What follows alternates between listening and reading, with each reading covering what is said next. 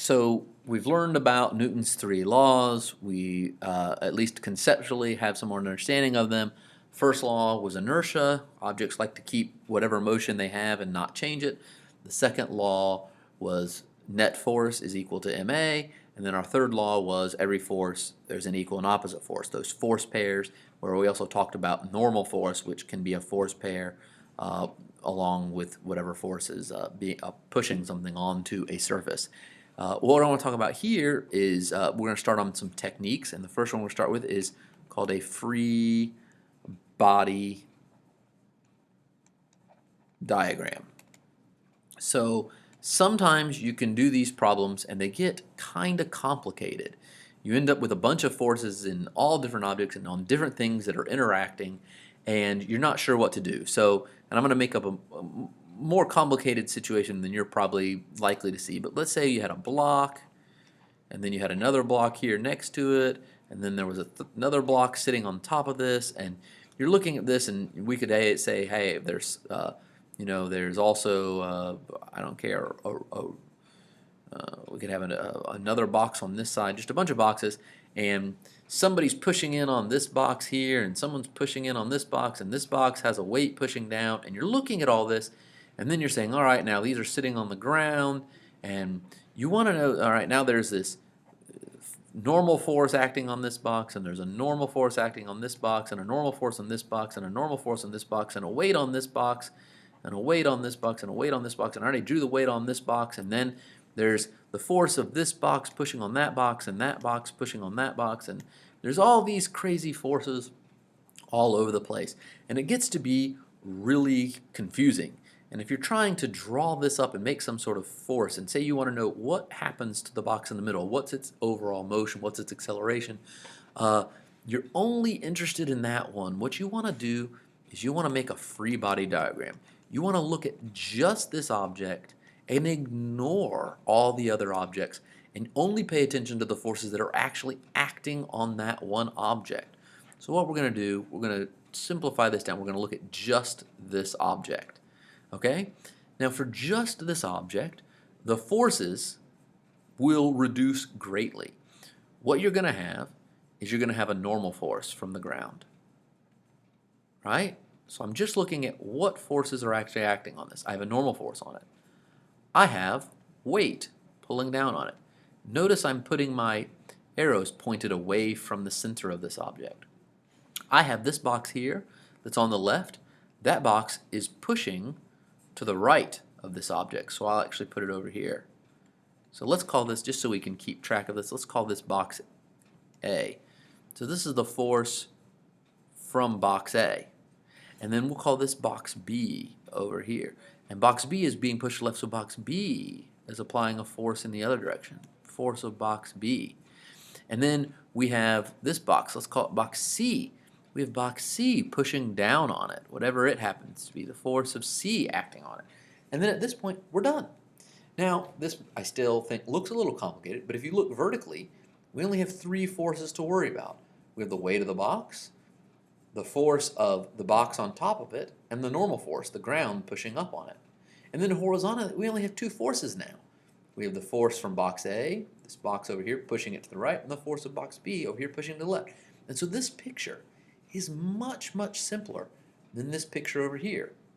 If I'm looking at this picture here, it gets really complicated. I don't know what's causing forces on what, but if I just look at this, then I have a greatly simplified problem, and I can write my equations for this one. So in the x direction, I have Fa positive, so net force in the x direction equals Ma in the x direction. That's F sub A, and then minus F sub B equals Ma in the x direction. And then I can do the y direction. Y direction, net force in the y direction is Ma in the y direction.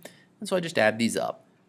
Normal force, then these two are both negative, minus Fc minus Mg. Now here I used Mg in an equation. So I want to point something out to you now that I'm using it, okay? This is MAY. I have this minus sign here.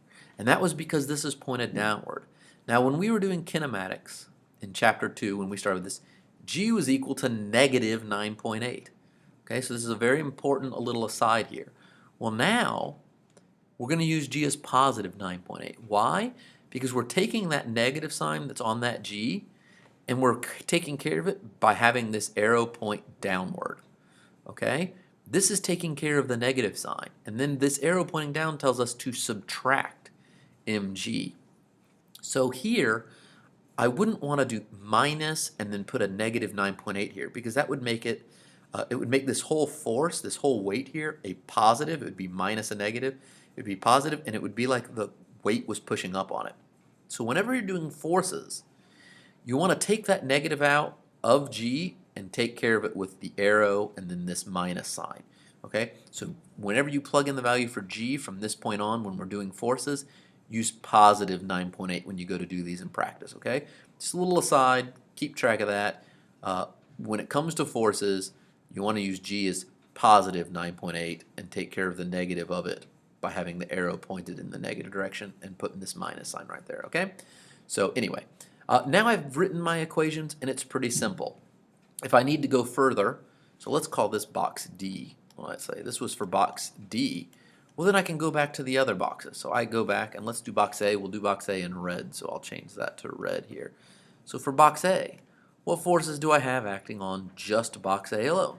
Ignoring what's actually applying the force and only looking at what forces are acting on it. Because you can imagine box A doesn't care if this is a person over here pushing on it or a chimpanzee or a cheetah or a rock or anything. Whatever's pushing it, it just cares about what the actual force is. So we'll call this F of push. It's being pushed. So we'll call this FP. US push on A. I might as well put an A on there. The force pushing on A. We also have a normal force here. It's on the ground, so it's normal force on A. This was the normal force on B. I should have been more specific. And then we have the mass of A times G, and this was the mass of, what was that, D? I wrote B up here. I'm not doing too great here. Sorry for the mistakes. And then we have the force, this here, well, we can call this F sub A. Because you remember, this was FA, it was the force of A on the center block. Well, this is the same force. That's Newton's third law. The force of A on D is the force of D on A. So this is just FA again. And I don't have to write negative here because my arrow is telling me it's negative. It's pointed to the left. And then that's it. That's my entire force diagram for A, and I could go through and write my equations. Net force in the x direction, this is positive, right? So this is MA in the x direction, this is mass A, I keep forgetting that. F pushing A minus FA, which is the force of box A on box D, equals MAX. X, right? And then I could do the same thing for the y direction. M of A, acceleration in the y direction. And then in the y direction, we have the normal force on A pointed up minus the weight of A pointed down, M, A sub y. Okay? And then you could do this for box C. Box C would only have two forces on it. If you look at it, it has gravity pulling down on it and a normal force pushing up on it, which would be the force of it pushing down on D. So the normal force on C would be the same as this force on C, and so on and so forth. You go through, you do all of them. But my point is here, break it down into simpler problems. Don't try to look at the whole picture all at once.